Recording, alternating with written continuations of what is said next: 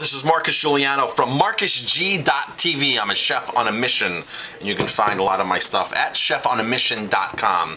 And today is going to be part 2 of organic wine. Part 1, I talked about that not all organic grapes make organic wine. Today I'm going to talk about how a lot of certified organic wine will contain sulfites, naturally occurring and added sulfites. And here's basically how this works. If you're in the United States and you're purchasing a United States wine, a U.S. product of the U.S. wine that is certified organic, which means the whole wine is going to be organic. You'll have an organic sticker on there and everything. Then that wine, by law, cannot have any added sulfites. It will contain naturally occurring sulfites because everything has sulfites in it. Strawberries, all kinds of berries, fruit, even fish will have sulfites. So they'll have naturally occurring. Now, if you're interested in no sulfites whatsoever, I would recommend buying something. Now, here's a bottle of Frey, certified biodynamic wine, organic basically, with a lot more love. And there is no detectable sulfites in here. And this is the neat thing about this, is they will actually bottle the wine after, well, if it's in the vats, they test until the natural sulfites are less than 1 part per million. Then by law, they're allowed to call it sulfite-free wine and put it into a bottle. Now, back to the certified organic wine that will have added sulfites. Anything that's imported into the United States. So if you have an organic wine from Australia, New Zealand, France, or Spain, Italy, that says certified organic wine on it, by law, they are allowed to add 100 parts per million on white, 110 parts per million on red.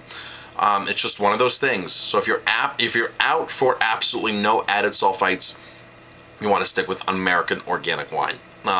No naturally occurring, then you have to read some more labels, and there's only a few vineyards out there that I'm aware of that actually do that. Now, a lot of people think they're actually allergic to sulfites, when in fact they're allergic to tannins. Here is a way to self-test. All dried fruit, or most dried fruit that you're not buying in the organic store, even a lot that are in the organic store, are going to contain sulfites. That's how they keep the colors bright and preserve them. So if you take an apricot, you know those ones that are nice and plump, the dried ones that are plump and really orange, you take one of those and eat it. If you have a reaction to that, because that has a lot more sulfites than wine, I mean 30, 40, 50, 100 times, it's insane how much these dried fruits have of sulfites. If you have a reaction to that, then you're allergic to sulfites. If you don't, then chances are you're going to have an allergy to tannins.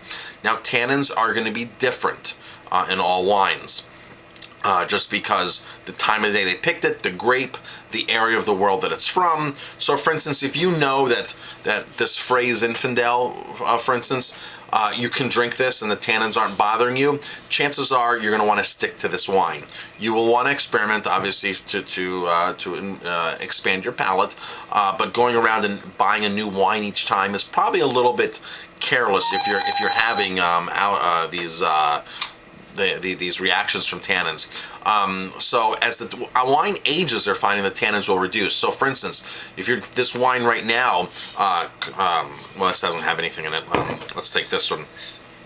I'm sorry, this does have tannins. I'm confusing with sulfites there for a second. So you can find that when this is first bottled, it's going to be loaded with tannins. But as this ages 2, 3, 4, 5 years, 10 years, the tannins are going to actually diminish in the wine. So what might be good this year for you, or not good this year for you, might be good in 3 or 4 or 5 years. So it's also another thing. The bottom line is, if you're allergic to tannins, you're going to have to experiment. When you find a wine, stick with it, or a winery, or a grape varietal from a certain region, you're going to want to kind of stick to there. So if you know if California Pinot Noirs are okay, stick with those. I'm Marcus Giuliano. I'm a chef on a mission.